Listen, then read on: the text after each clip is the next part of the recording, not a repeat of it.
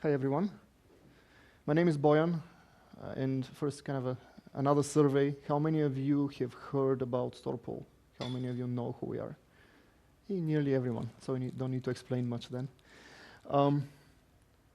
So the idea of this talk is to share some of our experience of getting KVM, the KVM hypervisor, to perform really well, to get it to virtual machine performance to the levels that everyone wants it to be, which is to enable the vision of getting a physical server, moving it to a virtual machine, and not lose any of the performance, meaning maybe gain some performance in some magical ways, right? And why does performance matter? So, I see a lot of, when we work with customers, usually where they come from, they are suffering from bad performance. A lot of times they don't really realize it. And one of the reasons they don't realize it is that they don't measure it, right? So they don't, it's like, there's some applications running on there and it's abysmal, really bad application performance, but no one really knows it's bad. So the first reason is for better application performance. So things like the web page opens faster and it takes faster to process whatever queries the users of that system have. For happier customers and happier users, so in a private cloud environment, if you have if you have a large development team and they care about how fast their tests run and how fast does it compile and things like that. So getting that compilation time lower and getting the turnaround on their CI system lower is important in private cloud. And lastly, for purely economic and financial reasons. So getting better utilization out of the servers you have, right? Through performance, through density. And an example to illustrate that is, so first, what is this chart? It's kind of quite busy chart. There are a lot of points on it. On the x-axis, you have latency for processing database transactions. On the y-axis, you have number of transactions per second, which means that, for example, if you have a web application that does a constant load of 4,000 transactions per second, on one type of cloud environment, you would be able to do that with a latency of, say, 1 millisecond. On other types of cloud environment, it's just not possible, right? Meaning so the way these charts work, say, on the AWS setup, and there is some details of exactly what's behind that, under a certain level of load, you get a certain level of latency, and on that AWS setup, you'll get infinite latency if you asked for 4,000 transactions per second, right? So it's not the difference between these. Say, DigitalOcean, well-respected company, they use the same servers that our customer Superhosting or our other customer Togglebox uses, right? And the difference is not in the hardware. Everyone is using Intel servers, right? The difference is in how the software stack on top is built, right? So on one system, maybe if you have like a web application that does 100 transactions per second, maybe you can run it on it. On the other system, you can do 10 times more or 100 times more, right? On basically the same type of hardware. So this is why it matters. So this shows you that on essentially the same hardware, you can do 10 times more work, right? Yeah.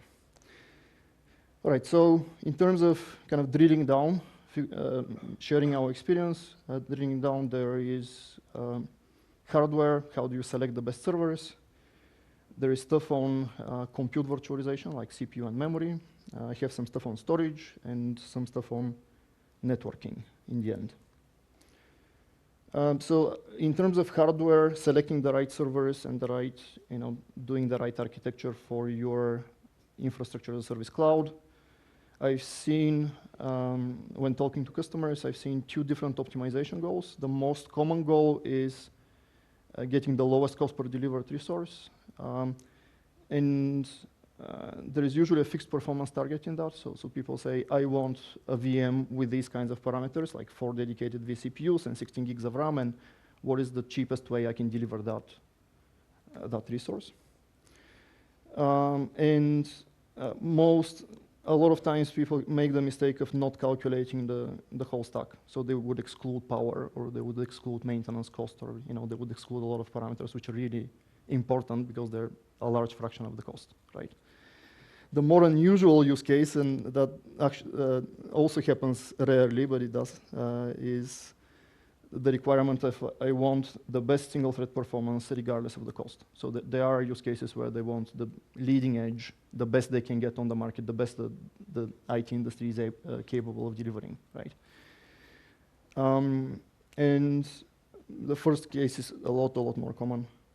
So how do you do that? Well, spreadsheets get involved, and you get like spreadsheets with 100 columns and kind of calculating all these costs and translating that into a cost per delivered resource. So a cost per delivered resource might be a total cost per core over a period of, say, 3 years, right? And these things, so this is a tool spreadsheet we've developed, and it's free, and just drop me an email if we haven't published it on our website, but it's supposed to be free. So this gives you the ability to ask questions like, in this data center, where the cost per kilowatt hour is 10 cents, what is my optimal CPU? And it's actually like all the input parameters matter. So when you change the input parameters, a different kind of optimal component choice comes on top, right?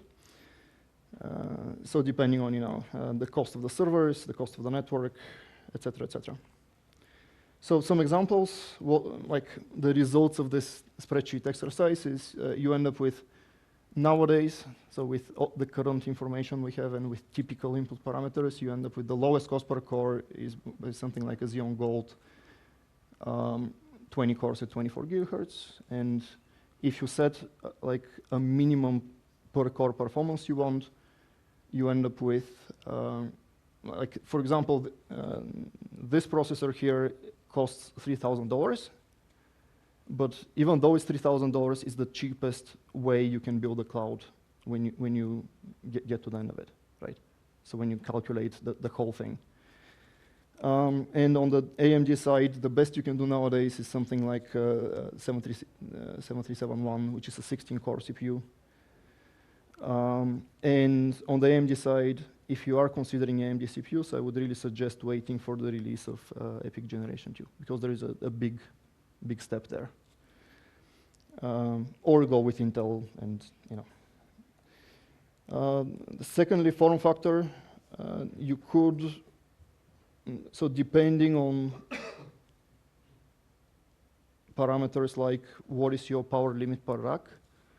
If you have a power limit which is quite high, you may end up with a solution like this, which is 4 hypervisors in a single chassis.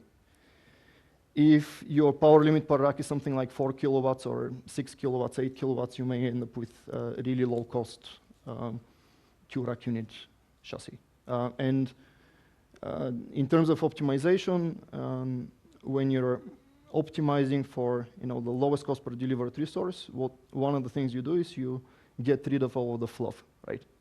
So this is an 2U server, but it's an extremely simple 2U server, right? So for example, this one doesn't have a riser. So there is no like one board and then a riser board and then things plugging into it. It's just a regular motherboard in a low-cost chassis, right? So spending $1,000 additionally per server on stuff that doesn't contribute to performance, maybe you don't want to spend them if you're optimizing for this. Other stuff that happens on the kind of hardware and firmware layer, changing versions of firmware and microcode for CPUs has a large effect, especially since a lot of these speculation bugs in Intel and AMD CPUs. So kind of the microcode version of the CPU is very important. You need to understand power management, so things like C states and P states and hardware P states and what is performance bias and things like that. Why is that? because just by changing the performance bias parameter, which is kind of a number between 0 and 15, like you wouldn't think it matters that much, but just by turning that knob, you get a lot more performance out of the same box. So it's a box that costs $10,000 to $20,000. Turning that knob changes the amount of performance you can get out of it. It's just, a knob. And it's very different on AMD. Second time I'm mentioning AMD here.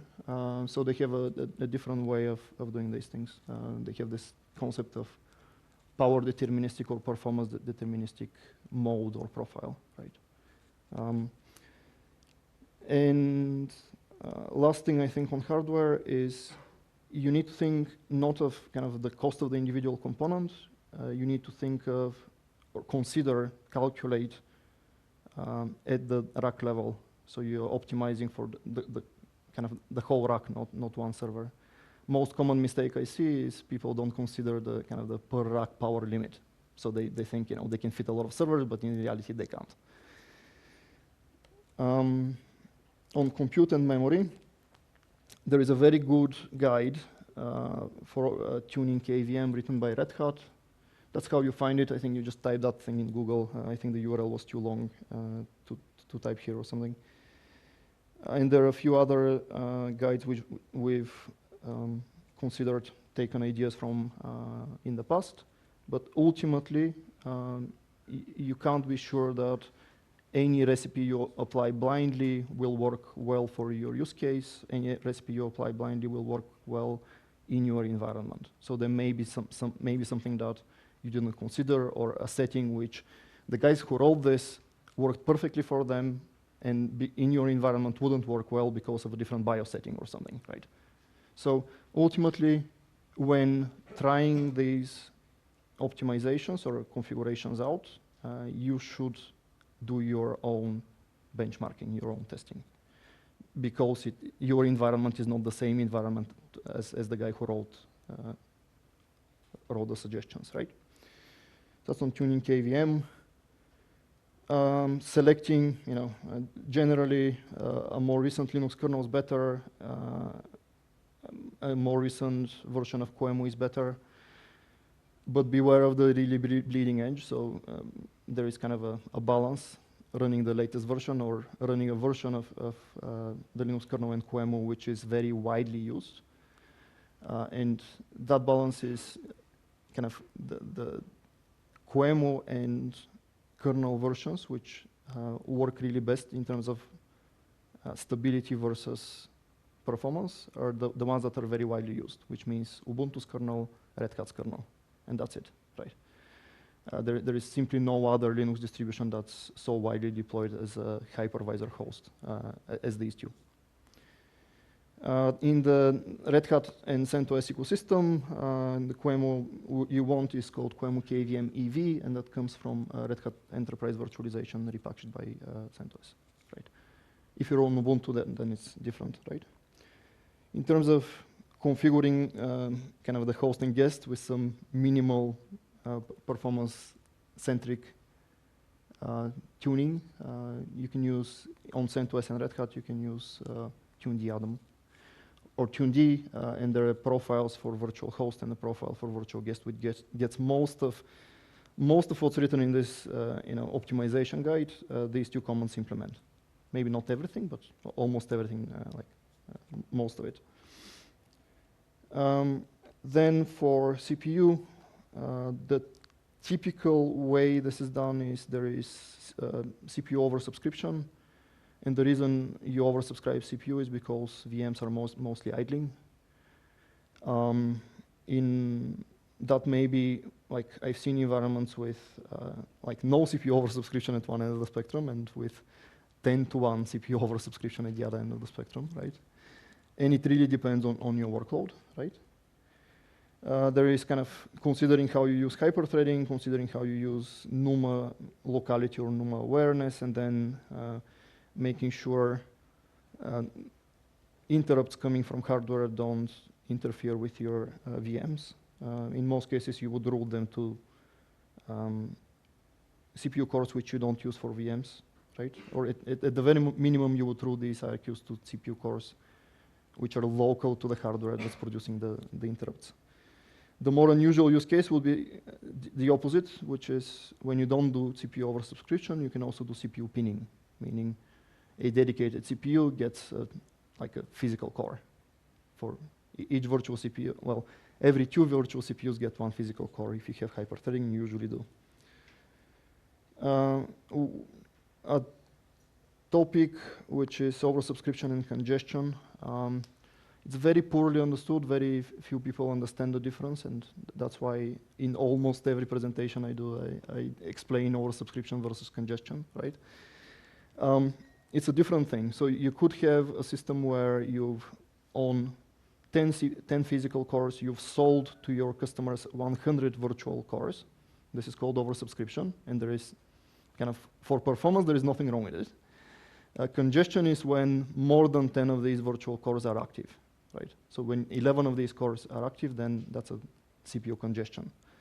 And it's a different thing, and that's a problem for one, your customers start seeing steal time in the virtual machines, and they'll start opening tickets about steal time, right? And the second is when you start mixing different workloads on the same CPU cores. So the way this works is there's, it's a multi-user system with dynamic scheduling, meaning one CPU core will get CPU time for a slice of time, say 1 millisecond, and then the other CPU core will get a slice of time for 1 minute. The other virtual machine will get a millisecond of time. When you mix different workloads on the same CPU cores, you get lower performance because the cache gets polluted by other people's stuff. So I think for lowest cost per delivered resource, you want oversubscription, but once you get into kind of congested situation, then performance suffers, and you want oversubscription, but you don't want congestion, right? So how do you measure congestion? The Linux kernel exposes that as kind of sum of all time spent waiting to run a task on this processor. So for every processor, there's a kind of a queue of tasks, and most of them are usually idle, and this measures how many, in addition to the task that's currently running on the core, how many tasks are waiting to run, right? It's different than I/O wait, right? So this is kind of scheduler wait time. And it unfortunately doesn't have a different name. It sounds like I/O wait, but it's not I/O wait.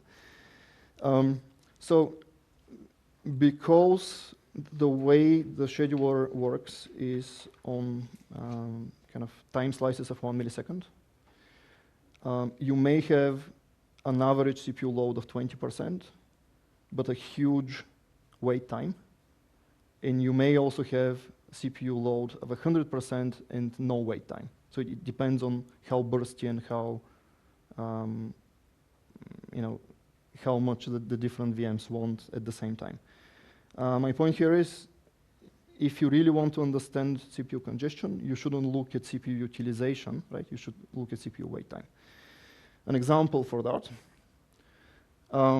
this is another busy chart. We apparently at our company, we like busy charts. So between 9 o'clock and 9:30 this morning, these are compute nodes in different colors. So hypervisor starts with comp something, right? This is the amount of wait time proportional to the number of CPU cores on a hypervisor. So say the hypervisor has, these guys have 40 CPU cores.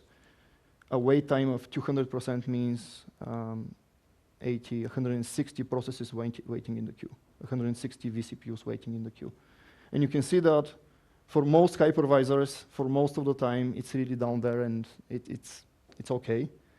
But so these are per second statistics. Another thing we like at our company, collect metrics at per second intervals, right?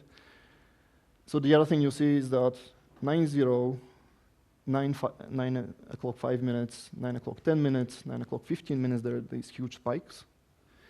The reason there are these huge spikes is cron jobs or something else that kind of starts at the same time on all virtual machines and wants the CPU time at all virtual machines.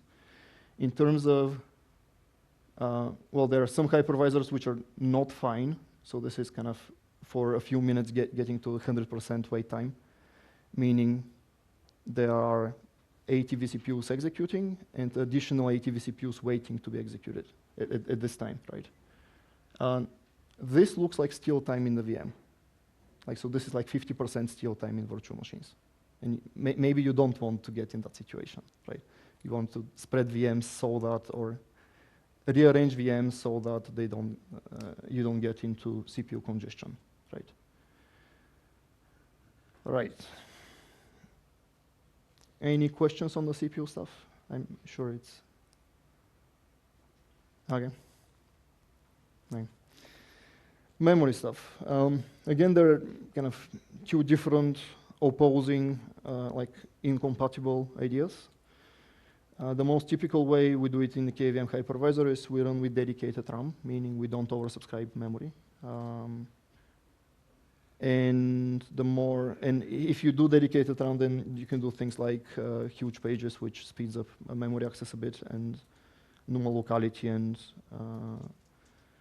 the more unusual, I'd say, among kind of the thousands of hypervisors that we have visibility over, maybe 2 or 3% would do memory oversubscription. If you do memory oversubscription, then you can't do huge pages, so they're kind of opposing. And there are two methods to do that. One is the balloon driver.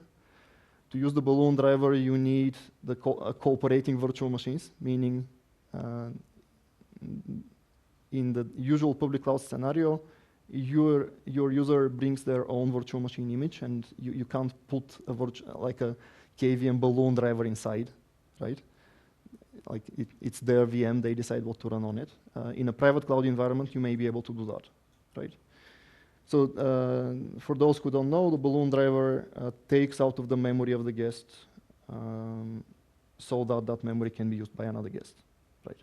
And in this way, you can get more virtual memory than there is on the physical host, right? And the other commonly used technique there is called KSM or RAM-dedupe. Both are used, but at least in our experience, this is like 3%, 5% of KVM hypervisors out there use this, right? Yeah, I reordered the agenda. Sorry about that. On networking, again, you have two competing incompatible ideas of how to do networking for KVM VMs, right? You can do virtualized networking, meaning you would process packets in the host operating system, and you could do various things like a firewall for each virtual machine, implement it in the hypervisor, right? In that case, kind of the faster virtual NIC driver is to use virtualnet. And there is the options of doing regular VirtIO or vHostNet, which is kind of a way to bypass some of the context which is needed for sending each network packet. And in terms of how you do virtual networking on the host, you have Linux Bridge or Open vSwitch in kernel or Open vSwitch DPDK. There are definitely other ways to do virtual machine networking in KVM. I guess these three are the most popular ones, right? And between these three, OVS DPDK is the one with the highest performance. OVS DPDK can push millions of packets per second per dedicated core. So the way that works is it has like runs packet processing on a dedicated core instead of packet processing happening on the same cores where virtual machines are, right? Anyone using anything other than these three in terms of virtual machine networking in KVM? Hardly, no one, right? And I guess, yeah, between these three, in our experience, Linux Bridge is a lot more popular than OVS, meaning it's like 90% versus 10% or even more, right? But in terms of getting the best performance, my guess is OVS DPDK is your best choice, right? And then if you want the best performance you can get in virtual machines and you're willing to sacrifice some features like live migration, like firewall in the host, features like that, then you can go for complete pass-through, meaning you take a PCI device and you pass that directly to the virtual machine. The modern network interface cards allow you to do that for multiple virtual machines per host, so you don't need like a network interface card for every VM through a technology called SRIOV, which is IO virtualization, meaning the network interface card can present many network interface cards. It can look like many interface cards.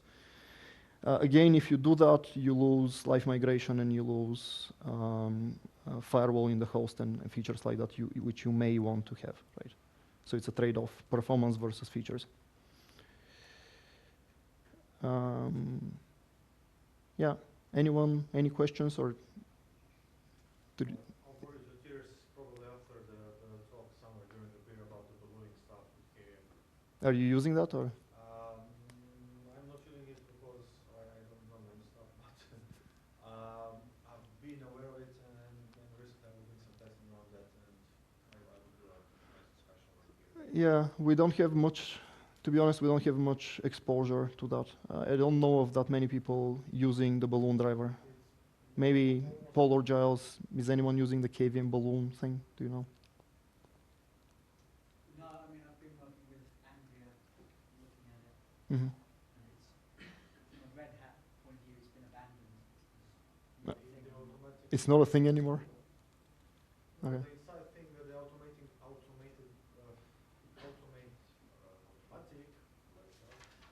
deflating inflate actually doesn't exist. Mm-hmm. In contrast to VMware residence server. Okay. So it's kind of useless. You could do it, Yeah. hypervisor to send command to libert, which increase run, but there is Doesn't no, work. like, All right. agent in a way. Okay. So to summarize, Paul said Red Hat have abandoned it, and you're saying it doesn't work.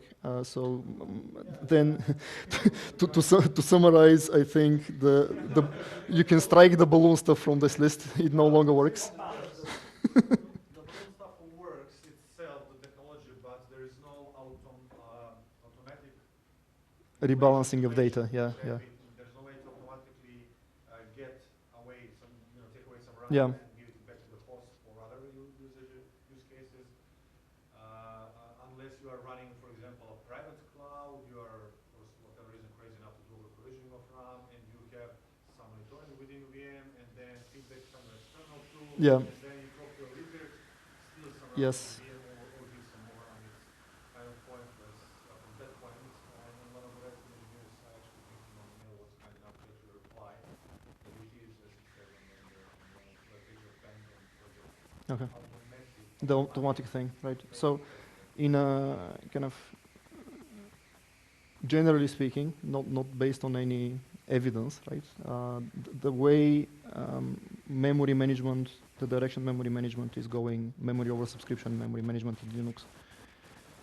There is this fairly new concept of an external daemon managing memory oversubscription. I think the most popular project in that area is called OOMD, if you've heard of that. It's like OOMD. And the way, if someone had spent the effort, the way they could revive the stuff is to hook into OOMD to do ballooning of VMs. But, someone needs to care enough about it to, spend the effort to do it. Yeah. Yeah, in public cloud, I don't think it's useful. So just for private clouds. Now on to storage, and storage is the stuff that we do. So storage virtualization. You have this option. You could go full bypass, lose all the features, forget about live migration and volume management and thin provisioning and snapshots and all of these features. The way you do that, you take a physical NVMe device and you pass that to the virtual machine through SRIOE, right, through IOPS. But if you want some of these features, right, you need to go through the virtualized storage. If you go through virtualized storage, then things you want to configure in QEMU are things like cache non and IO native. you may consider virtual block or virtual SCSI. Each of them has kind of a slight advantage in certain use cases. Our preference usually is virtual SCSI, although it's slightly slower than virtual block. It has some features which virtual block doesn't. And additional things you might want to kind of configure are in virtual SCSI, you might use multi-queue, which allows multiple vCPUs in the guest to submit I/O, not route through one vCPU in the guest. And I/O thread, which means that instead of the QEMU process submitting I/O to the host kernel from its main QEMU thread, it will have a dedicated thread for submitting I/O, right? And one of these, so in terms of scaling, with I/O thread, depending on how many threads you allocate, one of these threads is capable of submitting maybe 150 to 200,000 I/Os. And you may have one of these threads per VM, right? So that's 200,000 IOPS per second per virtual machine is the limit of the regular storage virtualization stack in QEMU KVM. And a newer alternative, which we've been playing with, is called vhost. And generally, the way QEMU block I/O works is that you have the guest kernel that does, puts its I/O in a shared memory in a queue somewhere. Does a VM exit, which traps into the host kernel, which then returns to the QEMU process, which will process that I/O, right? The QEMU process then, either from its main thread or from an I/O thread, will submit that to the block device in the host kernel. And then from that block device on the host kernel, you may get to an iSCSI session, or you may get to another storage system. In our case, usually, like the typical way StorPool is deployed is there will be a StorPool initiator running on the hypervisor. So for the I/O to get from the VM to the StorPool initiator, you're getting 1, 2, 3, 4 context switches, right?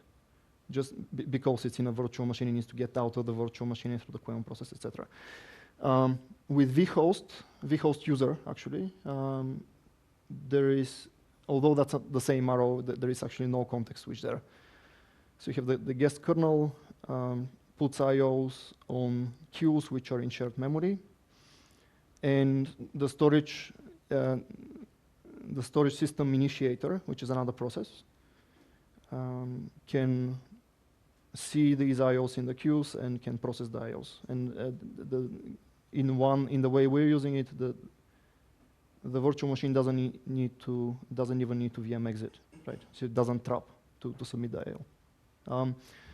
It's a similar concept. So yeah, for that to work, the storage initiator burns a CPU core, meaning it's using a CPU core for the storage initiator. But and a lot of people are thinking, this is very inefficient use of resources because it's using a whole CPU core. The alternative is worse. So the alternative is you would use a small amount of CPU on all of your CPU cores, and you will use it a lot less efficiently than getting 1 out of 40, for example, CPU cores to process I/O, right? So this is a diagram illustrating that. In StorPool, you have NVMe drives with a POL-MOL driver in a StorPool server process, which again, through a POL-MOL driver, talks to a network interface card. Through this path up there are no context switches. That's on the StorPool server side. And the same on the virtual machine side. The virtual machine guest talks to a StorPool block, a StorPool initiator process through vhost user, meaning there are no context switches there, which in turn talks to a network interface card without going through the Linux kernel. So it's kind of a no context switch world, and getting the I/O from the VM and out is a lot faster, a lot lower latency. Now, to complete the I/O, we obviously need to kind of wake the virtual machine. It may have gone to sleep, right? So we need to wake it up with a virtual interrupt. That's normal. But if the VM is still awake, it will pull the queue and it doesn't even need to be woken up, right? All right, so switching on to benchmarks, how do you measure this stuff? A lot of performance numbers you will see for storage are basically trying to get the highest numbers, and they, because the goal is get the highest numbers, they get very far away from what the real production workload looks like, right? So typical would be a synthetic tests with 10 physical servers with 10 workloads, and each workload is submitting 250 parallel operations, which no real workloads looks like that. It's just completely outrageous. And the other thing I see quite often is instead of testing on real kind of hardware, they would test on a RAM disk because that gets them the higher numbers. You know, just stupid. So synthetic workloads don't approximate real workloads. One example for that is like a real workload might be the level of load you get on a real public cloud might be 1 IO per gigabyte, you know, 1 Apple, and the synthetic workloads will push the storage system towards 20 or more IOs per gigabyte, which is not like the real workload in any way. Understanding congestion. So every transaction processing system has a characteristic that goes something like this. It's a very low load of the system, you get low latency, and you get the best service. So if you, if you're running a system at 5% load, you get very low latency. If you increase the load, you get a lower cost per delivered IO, but slightly higher latency. And then if you go above the curve, then it gets very painful, right? Meaning, if you have a database that can do 1,000 transactions per second and you ask it to do 1,100 transactions per second, then it just falls and you get infinite latency and things piling up in queues, and it's really bad. Then most published benchmarks are in that area of the curve, which is very far away from what you would use in production. In a production system, you would want to use the system in its kind of lowest latency part of the curve, not in the highest throughput part of the curve, right? One more example for that. So these are down there. Two StorPool storage system. One is 100 terabytes and can do 22 IOs per gigabyte. And the other is 116 terabyte and can do twice as much IOs per gigabyte. And these are, so these points here correspond to 22 IOs per gigabyte, roughly. So like 2 million IOPS versus 100 gigabytes, terabytes space, right? But as we just said, that where that line is, like how high this goes, doesn't matter at all. Like no one cares about that, because the real load lives in that area of the curve. So it only matters how high that IOPS number is if that IOPS number was down here, if it was comparable to the real workload. If it's 10 times the real workload, or if it's 20 times the real workload, it doesn't change a thing. So moving this line up or down, no effect on how fast your applications would work. Moving this area of the curve left or right, meaning lower latency or higher latency under low to moderate load, that affects how how much work you can get done on a VM, right? And so what I told you about vhost user, it doesn't get it gets slightly higher throughput per VM, right? But that's not the point. The point is moving this line further to the left, getting lower latency for these IOs, right? Yep, that was all, I think. Questions on the storage stuff? Yes. We have been observing this thing. If we have ice-class storage, the performance inside the VM drops significantly. So it's lower than what do you compare against? If we mount directly on the hypervisor. Okay. And this is with different storages, but every time inside the VM it drops. So I'm still not still don't understand what are the two scenarios you're comparing. So scenario one is iSCSI. Having an iSCSI storage mounted directly on the hypervisor. And the other one is you mount it in the VM. Inside Okay. the VM. So when you so the two cases are iSCSI initiator in the hypervisor and iSCSI initiator in the guest. And this is No, excuse me. So, Само ще дам микрофона. sure. Лайв стриминга, ако искате, може да говорите. No, it's okay. Well, if we measure the performance on the hypervisor, All right. So the two scenarios are iSCSI initiator in the host, and you measure storage latency and IOPS in the host, yes, versus same thing, but you get through the virtualization and you measure it in the yes, guest. yes. Okay, so this mostly has to do with, let me find them. So you're probably running kind of regular QEMU virtualized yes. storage stack. And these are some suggestions for how to get it to run a lot faster. Cache none has huge impact. IO native also a very large impact. It's with these, so even without the vhost stuff, we are able to get more than 100,000 IOPS to a VM. So the bottleneck is not the virtualization if you configure it correctly, right?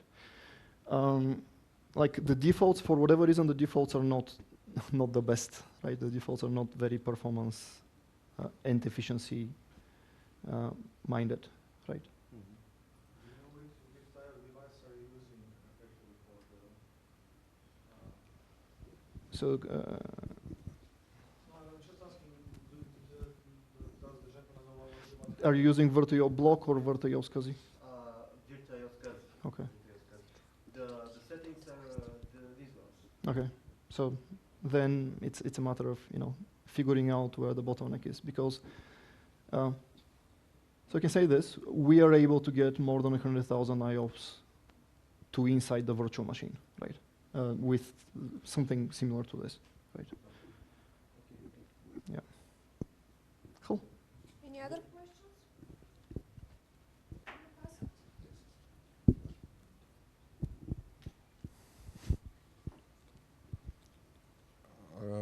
Any good tools that you would suggest for measuring this? We use FIO, and we have kind of a published suite of tests, but in addition to the tools, you need a very good understanding of what you're measuring and why the thing you're measuring matters, right? So the best we've done so far in terms of approximating an application workload is to run database benchmarks. So we get kind of the whole application stack, and we're trying to get the database to run faster without modifying it, just by changing stuff in the infrastructure underneath. And that would be a sysbench with MySQL or MariaDB, and pgbench with PostgreSQL. Yeah, but for taking the measurements, what systab, eBPF, or something like this, for measuring different parts of the system? Oh, well, that's a whole other topic. So let's differentiate that. So measuring performance, you would use a benchmarking tool like pgbench, right? And you get the number that pgbench reports, and then you try to modify the infrastructure so you get a higher number, right? But figuring out where the bottleneck is a whole other topic, right? So perf is a very powerful tool, right? And it can tell you a lot, kind of which parts of code consume more CPU time, and getting these parts of code to consume less CPU time helps, right? But a lot of times, like in a, oh, what did I do? So this top line here, this is the usual storage virtualization stack, right? Like block storage in KVM works in this way, meaning there are a lot of different components that storage requests goes through, and bottleneck may be in any one of them, and you need to first find it before you remove to remove the bottleneck. You need to know where it is first, and finding that, using perf or eBPF, the new trace stuff in the Linux kernel helps. Any more